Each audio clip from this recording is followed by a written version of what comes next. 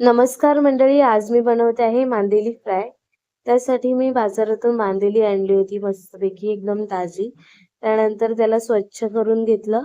आता मी इथे त्यामध्ये हळद, लाल मसाला, मीठ टाकलं आणि थोडीशी आलं लसूणची पेस्ट हिरवस वास जाण्यासाठी. त्याचबरोबर कोकम घेतले इथे आणि व्यवस्थित मिक्स करून घेतलं.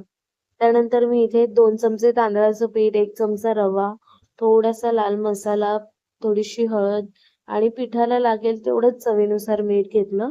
व्यवस्थित मिक्स करून घेतलं आणि मच्छी जवळ-जवळ आपल्याला अर्धा तास मुरत ठेवायची आहे.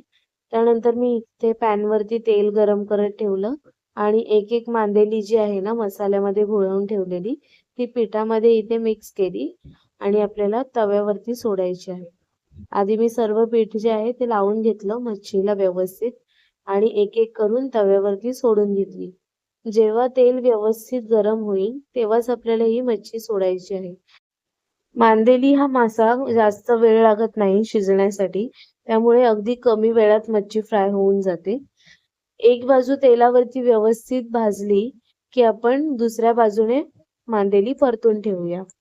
अशा पद्धतीने मी आधी सर्व मांदेल्या व्यवस्थित लावून घेतल्या आणि दुसऱ्या बाजूने परतून घेतल्या. तांदळाचं पीठ आणि रव्यामुळे मांदेली मस्त क्रिस्पी होते. अशा पद्धतीने आपली मांदेली फ्राय तयार झाली आहे. तुम्ही सुद्धा नक्की ट्राय करून बघा आणि व्हिडिओ आवडल्यास लाईक करायला विसरू नका.